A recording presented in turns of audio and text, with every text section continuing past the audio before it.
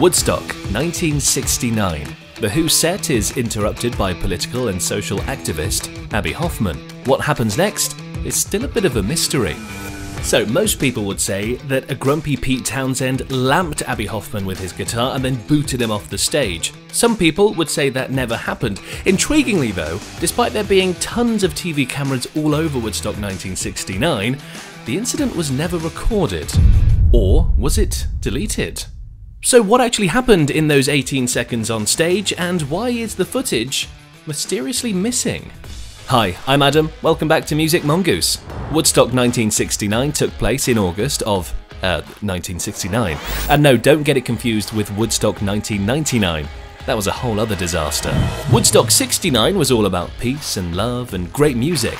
400,000 people flocked to Bethel, New York to see the likes of Jefferson Airplane, Joe Cocker, Jimi Hendrix, and of course, The Who. Now, to begin to understand why the tensions on that stage were so high to begin with, you need to understand the scheduling chaos that resulted in The Who playing around 5 AM on Sunday morning rather than their originally scheduled time of Saturday evening. First of all, thunderstorms and heavy rain rendered the sights into a cesspit of mud. While it wasn't particularly mucky backstage, Roger Daltrey recounts it being pretty uncomfortable, especially when you have to wait around 12 hours before your set begins.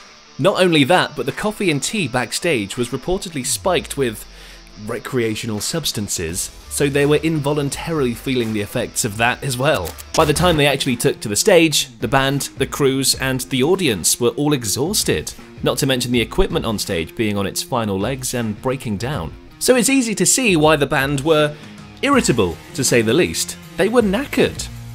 Abbie Hoffman, however, was wide awake. Hoffman, co-founder of the Yippies and general troublemaker, attended Woodstock 1969 with the intent of using it as a platform to promote his political and social viewpoints. To be fair to Abbie, he did do a lot of good for that festival. It was, after all, a haven for his kind of people. With the heavy rain and thunder, Abbie quickly realised that the festival was in no way equipped for the amount of injuries that people were surely going to start sustaining. So, armed with a bullhorn, he took it upon himself to repurpose a press tent into a hospital. He kicked out the journalists and even managed to convince a helicopter to fly in more doctors into the festival site. If he hadn't done this, the festival could have gone a lot differently, because he was absolutely right. The rain did cause a lot more injuries and the festival was, as predicted, not prepared. However, of course, Abbie wasn't remembered for that act of valour. Early Sunday morning, shortly before The Who set, Hoffman decided it was a good time to pop some hallucinogenics, turbocharging his activism.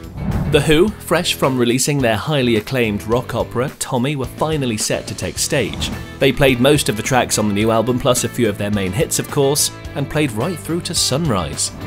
Watching The Who as the sun rises over Woodstock 1969. It sounds idyllic, doesn't it?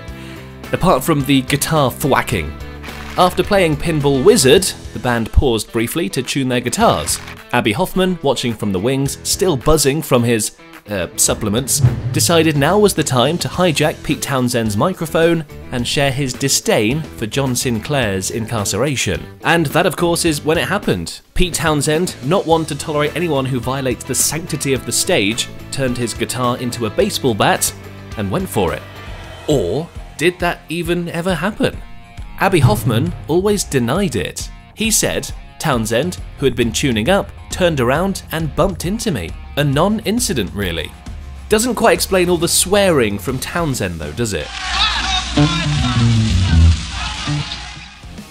And you can definitely hear a clunk or some kind of thud, can't you? Have a listen.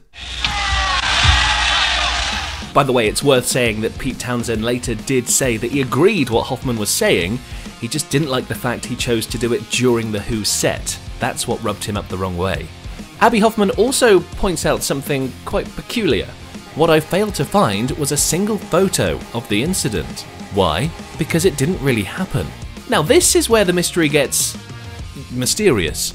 Because no matter how hard you look online, there is nothing, there's no footage, no image of this incident at all. Despite there being an abundance of TV cameras all over Woodstock 1969, even the Who set was entirely recorded. There's a link down below to watch the full set if you fancy, and you'll notice right around the time of the Abbie Hoffman incident, footage mysteriously cuts out. So why is that? Did Pete Townshend order the cameramen to delete the footage? Did the organisers of Woodstock confiscate it, not wanting their festival to seem in any way violent? Or did the Illuminati get to it? Probably not. The answer might actually be super simple. The fact that the Who were tuning their guitars at the time is probably a big clue. It's likely that the band and the cameramen agreed on this time for a camera change. You know, because 1969 cameras had to physically change their tapes, so this was probably the perfect point in the set to do that, although I do like the Illuminati theory as well. So Hoffman remembers it one way, the entire world it seems remembers it another way, but there's just no actual proof as to what happened on that stage.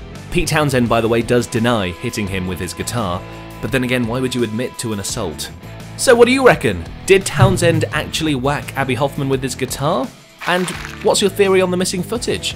By the way, speaking of getting on Pete Townshend's wrong side, he absolutely loathes the band Led Zeppelin.